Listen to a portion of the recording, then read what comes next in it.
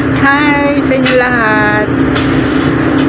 Welcome back to my channel. So, sa mga hindi pa nakakilala sa akin, ako si Chin, isang entrepreneur at may-ari ng Usayan Laundry sa Quezon City. So, guys, tingnan nyo. Sa umaga, labandera tayo. Sa gabi, call center tayo. Ito naman, puyat-puyat na ako.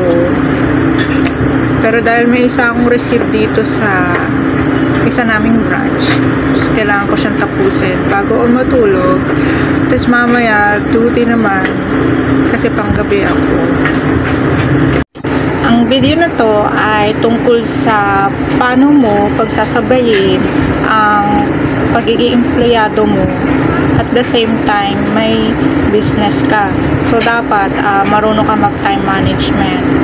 So kung meron kang 9 hours sa work plus yung transportation mo, so dapat hanggat maaari malapit lang yung work mo or work from home yung work mo para ma-manage mo rin ng maayos yung business mo.